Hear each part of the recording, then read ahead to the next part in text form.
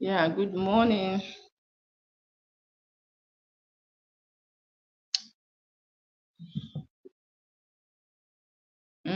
There's hold on something. Okay. Good morning, good afternoon, good evening. Anytime you are watching me, my name is Ajibola. Sorry, the background is that. Hold on a little.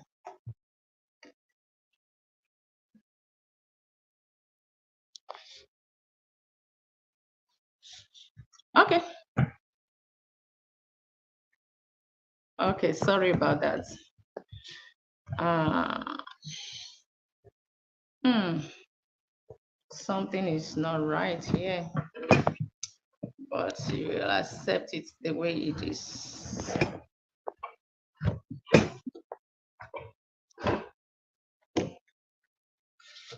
Yeah, I'm not in the studio. I'm not in the usual place. I'm having this program, but we're gonna try to adjust few things here. Okay. All right. My name is Ajibola once again. It's been a while on this show on my platform. I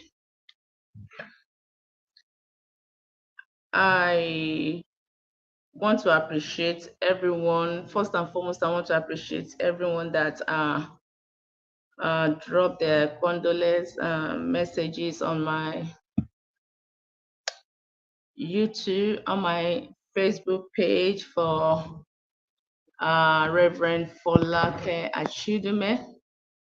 And I've known uh, I've known her for over 25 years, and Pastor Lawrence Achidume has been my spiritual father, and up till now is I mean, is still very much in my life, and he has not left me for one day since I know him. The wife passed on August 3rd. The death hit me so hard because it came as a shock, as a surprise, and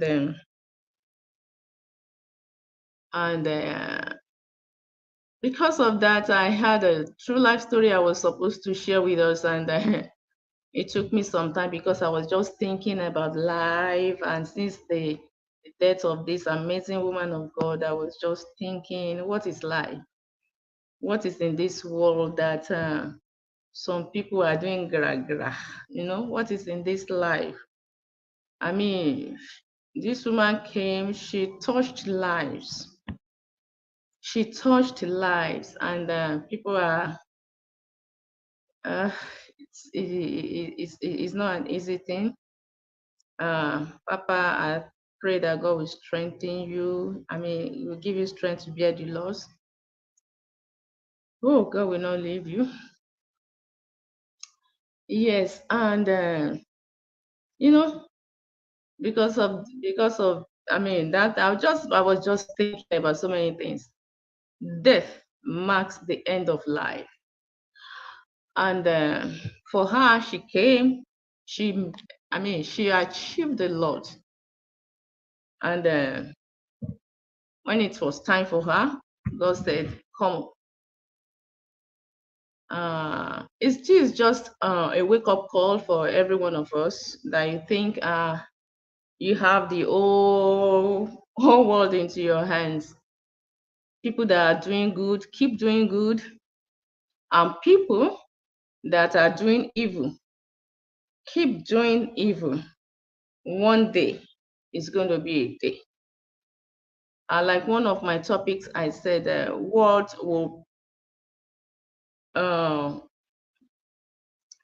what comes to people's mind when they hear your name? When you mention some people's name, oh, What comes to people's mind when they mention your name, when they call your name?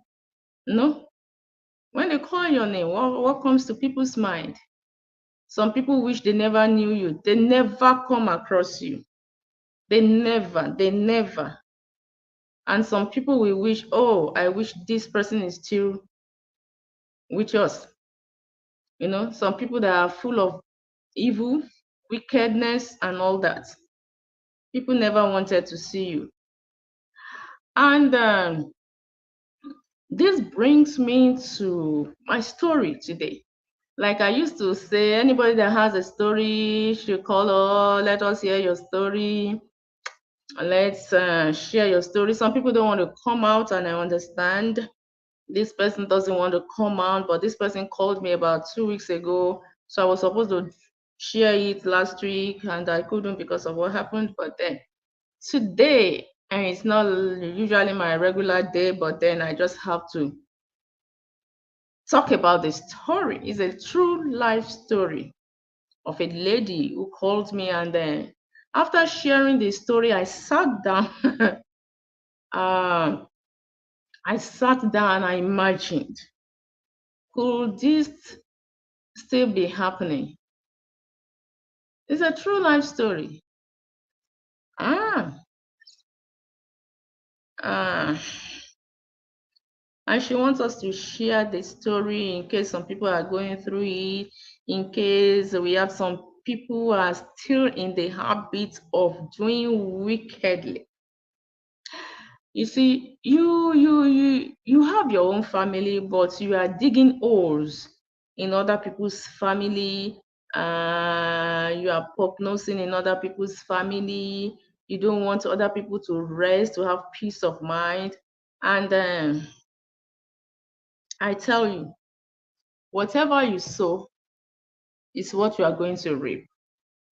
Like I used to say, if you have children, don't do evil. This is a story of a woman who said,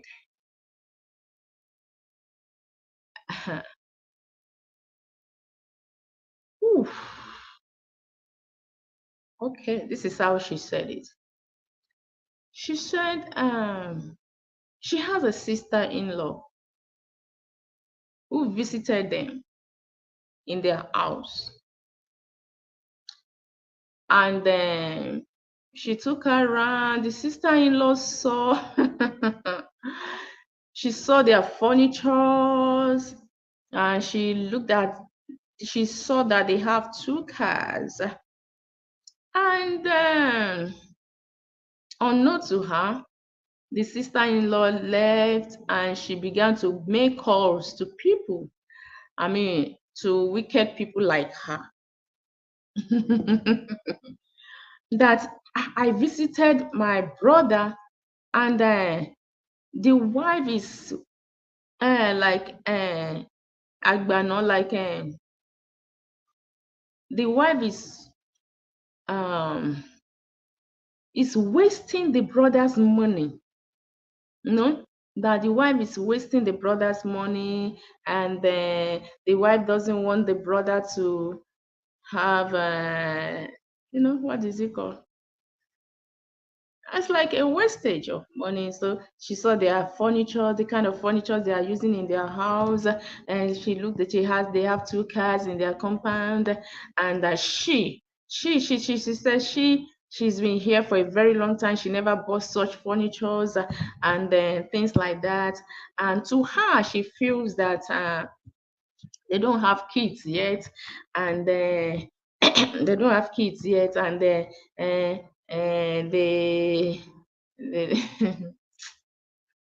people are wicked, sha. That she was expecting the brother to help her train one of her children, and yet since the brother doesn't have a child, uh, they are living. I mean, things like that. So, unknown to the sister-in-law, she didn't know that someone called the wife. Someone called the lady, and asked her, who came to your house, who visited your house and was talking about. I mean, this is not This news, the person that called this person is in Nigeria. The What happened in the US, and they called her from Nigeria and was asking her, who visited your house, who came to your house. I was talking about furnitures, I was talking about this, they was talking about that, I was talking about that. And they were even, I mean, to make the matter worse, she said one day she was in the house and somebody called the husband and was asking, even before I talk about that, she now told me that, to be truthful, sincere, she was the one that bought the furniture. She was even the one that bought the um, the two cars. That the husband didn't get a job on time. She got a job earlier than the husband, so she was doing a lot. She was doing a lot, and they didn't know. And she just came visiting, thinking that it was her brother that was doing all that. And to me, I felt okay. So even if it is your brother and that is doing all that, is she not the wife? Are you the wife? Do you want to marry your brother? Oh, you feel your brother should not take care of his own home? You have a home, so you feel your brother should take care of your own children, and because your brother has not gotten a child, so your child should now replace your brother's child. Hey, wicked people. Can you imagine? Can you imagine? The Bible said the heart of a man is desperately wicked. I mean, we are talking about the same mother, the same father. Hey, this world is full of evil. Who do you want to trust? Eh? Who do you want to trust? Your own sister, your own brother. Ah, this world is, and they didn't even know it was even the wife that did all that. They didn't even know. Do we still have some, how do I call such families? Do we still have people like that? Do we still have people like that? That's why some people don't want people to visit them. But how can you visit people and to them they felt, you have a good mind to come and visit them, not knowing that you have come to hmm,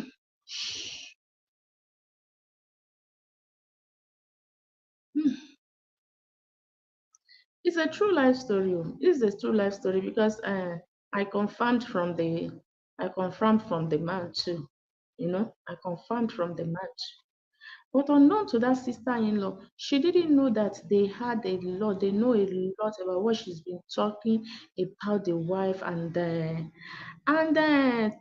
to be and now one day somebody disguised, no, so somebody now called the husband that it was then the husband has gotten a job, like, then the husband has gotten a job, so they moved into two-bedroom, two bedroom, and somebody called again. How are you? How's everything? Have you gotten a job? How much are you earning? And the husband said, oh, I've gotten a job now. This is how much I'm earning. And yeah, this is how much I'm earning. And I hope they were going to stop there. You know what they said? That person said, how much is your wife earning? Eh? So she now said, she whispered to the man, okay, this is how much I'm earning per hour. Because she was like, let's see what's going on. And before you know it, somebody called her from Nigeria again. Hey, this is how much we had that you are earning. You know that you and your husband are earning so much. Hey, this and this. What kind of a family what kind of a family is this one? What kind of a family is this one? Why are you going? Why are you going? Why are you prognosing into your brother's life? You are married, you have your own children. Why don't you face your own children? Why don't you face your own life? Why are you prognosing? Why do you want to know so much about what is happening in your brother's life, about what is happening in his home? Sister, busybody, you have no job, you are not even ashamed of yourself. And now you didn't even know that they had so many things you have been saying. And now, when they moved from one room to two rooms, you came again to visit them to know that they are living in two rooms. Now you are talking again that they are living in two bedrooms. Excuse me, I don't know how to handle this case. That's why I've come here. This is a true life story. And I just wish somebody would just, I'm still going to invite two people to come to talk about this, to talk about some wicked in-laws, to talk about some wicked in-laws that will not mind, that will not face, that will not face their problem. Yeah, you just don't cho into your brother's home, thinking you are there to visit them, but not knowing that you are there to see what is going on in their lives. Auntie, sister, why don't you mind your business? Why don't you sit in your home? Why don't you to mind your children? Why don't you just pray for your children's future? And because you know that your brother has not gotten a child, you now feel you are not hungry you are not hungry, you are not upset with your brother that she is not even helping you to raise your children. Who raise people's children in abroad? You raise your own child yourself. Is that why you are upset with your brother? Eh? You want to know so much about them. You want to know so much about this lady. You want to know so much about your brother's home. Why do you want to know so much about your brother's home? Why are you so wicked? Why are you so wicked? Sister-in-law, why are you so wicked? And when people look at you and when people see you, they think you love your brother. They think you love your brother. This guy is married. Please leave him alone. Let him enjoy his life. Let him live his own life. You have your own children. You have your own children. Leave this lady alone. Leave the lady alone. Let her enjoy her own home. You have your own home. You are digging for your children. You are digging holes for your own children if you don't even know. If you don't know that whatever you are sowing into the lives of your sister-in-law or the wife, whatever you are sowing into her life, your own children definitely they will reap 100 folds in return. If you all remember that this world does not belong, please let us all remember that this world does not belong to us. God is the owner of our lives. God can decide to call anybody at any time. So what will people say about you? What will people say about you? What will people talk about you? That you came to destroy their home, that you came to destroy their marriage, that you came to to dig holes. You see, that you came to dig holes into their home. Eh? In-laws. This is to all in-laws. I don't know how many, I don't know if we still have such in-laws in this life. Oh, that you just visit people. You see, do people. So my question now is this: what should the lady do?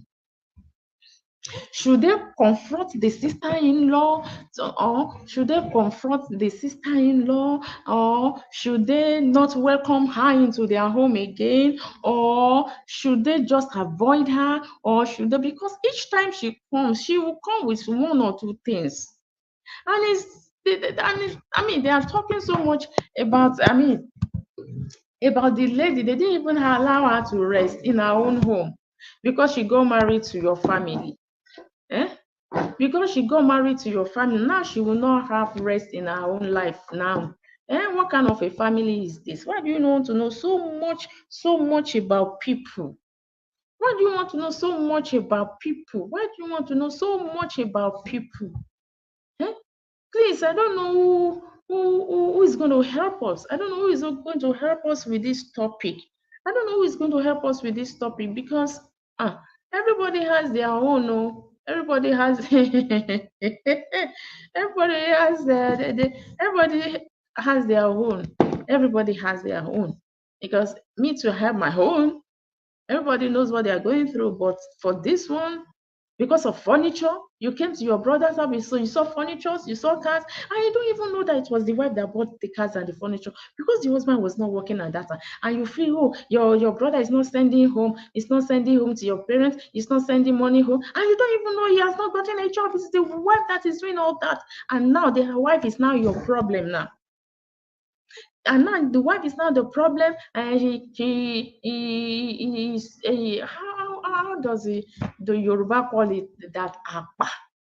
You are calling her apa, that she's wasteful, yes, that she's helping, she's wasting your brother's money, not knowing that it's the lady's money. And she called and she was telling me all that.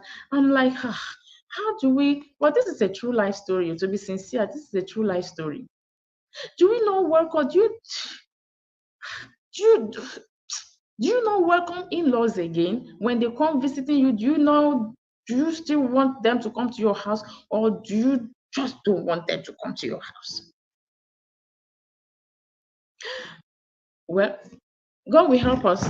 God will help us, and I hope somebody is going to still help us with this topic. I'm still going to bring people to go, still going to help us with this topic, because a lot is happening with this lady. A lot is seriously happening with this lady. They are not even giving her peace of mind. They are not giving her rest of mind at all. And she's doing so hard. She's working so hard.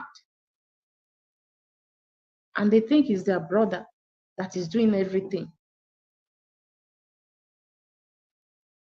Eh? You think your brother should help you to raise? Nobody's going to raise your child for you. Nobody's going to raise your child for you. If you want your brother to help you, then you call your brother. Oh, I need help like in this area. Don't just assume your brother will just come and take your child. So you are not even praying for your child, for your brother to have his own children. So that means you are a very, very, very wicked sister-in-law. You are a very, very wicked sister-in-law. Do we still have such wicked people around us? Do we still have such wicked in-laws around us like that? God will help us. God will help us. If everybody will just think about life, if everybody will just know that this world does not belong to us, I think people will stop doing evil. I think people will stop doing evil. Please, let's stop doing evil. Once your brother marry, leave the rope. Ẹ fi okùn lẹ̀. A man should leave his father and his mother and cleave to his wife, and they will be one. In-laws, please stay away. If you know that your presence in their life will be bringing chaos, if you know that you will be digging holes, if you know that you will not make them happy, then stay away from them. If you don't have anything to add to their lives, then stay away from them. What is in furniture? Please, people, what is in furniture? What is in furniture? You can buy furniture. Is it in this abroad? You can say you can hold to buy whatever you want. Eh? And you are angry because you see furniture. Do you want them to sit on the floor? Do you want them to wear rags? And yet the wife worked so hard to buy the two cars, and now you are now telling people that your brother, you don't know what he's doing with his money. Maybe your brother is sending home to the wife family. Maybe that's what they are using to eat. Yes, please now, sister-in-laws, in-laws, ah, God will help us. So this is a true life story. To be sincere, it's a true life story of someone, because I talked to the husband also, and the husband told me that this is exactly what is happening to them. Maybe the husband will just stay away from them. Maybe they should just stay away from. I don't know. I mean, what do you say? What do you think they should do? Please, what do you think they should do? Should they still continue to welcome this wicked sister-in-law? Oh, okay. Sorry, there's somebody. Hold on. Please, there's someone at the door. Sorry. Is that Anu? Okay. Sorry, I'm online. How are you? So please help us out with this topic. Please help us out with this topic. I want somebody to just take over this topic, and if it's something you think you can, if it's any advice or any suggestion, you can just send me a message so that I can let this lady know. Then one other thing I want to bring up. There was a time I said, see, ah, this one, this one affected me so much because when we are talking about wicked people are everywhere. You see, there's a guy. I'm going to mention your name today. The last time I said I wasn't going to mention your name, but today I'm going to mention your name. You came. We I did a research. We did a research. We realized that our church is the sixth church. You have come to scam us. This one is a scammer.